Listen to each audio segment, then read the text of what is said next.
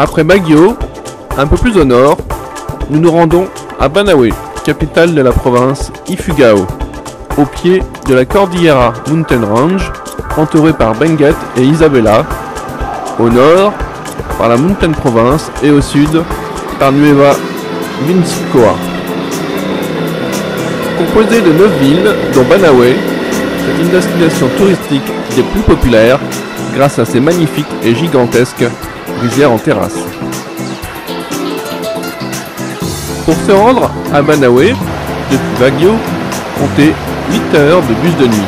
Un trajet très éprouvant, les chauffeurs de bus étant de vrais pilotes de Formule 1. Et sur les routes sinueuses de la Cordillera, c'est un vrai challenge.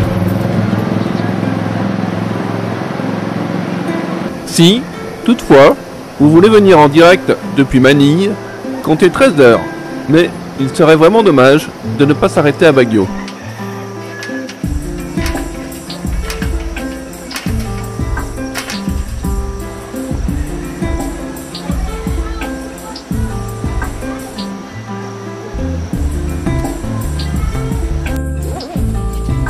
These are rice villages and they are starting to plant today.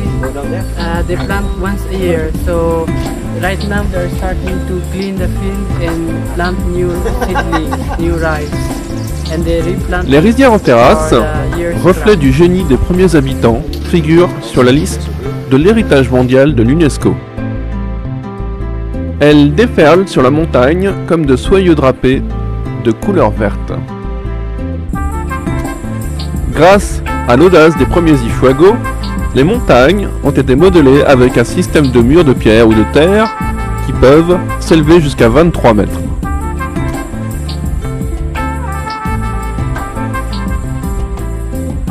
Les terrasses furent construites il y a 2000 ans quand les membres de ces tribus ont entrepris de les tailler et de les sculpter à l'aide d'outils rudimentaires.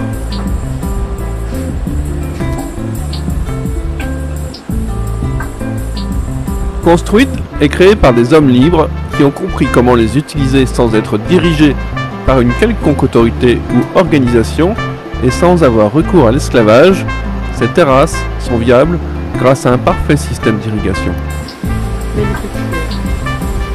Is there a school? Yeah, they go home and they come home for lunch and they go back at 1 o'clock. They go back to school.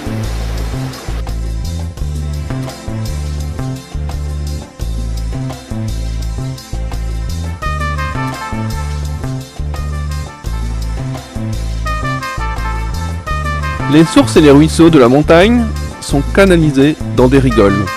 Les canaux strient les rivières descendant jusqu'à la base de la montagne. Les bambous percés de quelques trous répandent l'eau à travers les plantations. Ainsi, elle ne s'évapore pas.